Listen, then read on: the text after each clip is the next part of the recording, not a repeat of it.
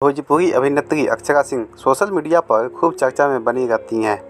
उनकी फ़ोटोज़ और videos social media पर खूब वायरल होते रहते हैं और फैंस उनकी तारीफ़ करते नहीं थकते हैं।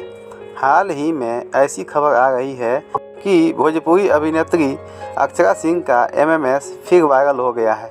ऐसा दावा किया जा रहा है कि यह वीडियो टेलीग्राम, रेडिट जैसे प्लेटफार्म पर वायरल हो रहा है।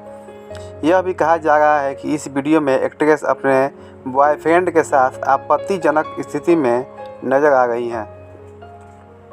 बता दें कि अक्षरा का यह वीडियो पहली बार वायरल नहीं हो रहा है। इससे पहले भी अभिनेत्री का एक एमएमएस वायरल हो चुका है। वीडियो में दावा किया जा रहा है कि उसमें अक्षरा सिंह ही हैं।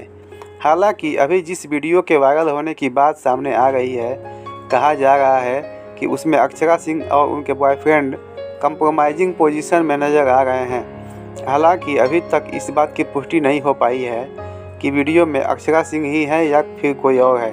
पिछली बार भी अक्षरा सिंह का एक वीडियो सामने आया था, जिसके बाद एक्ट्रेस ने सोशल मीडिया पर आकर इस बात की जानकारी दी थी कि यह वीडियो उनका नहीं है, बल्कि उनको बदनाम करने की साजिश है।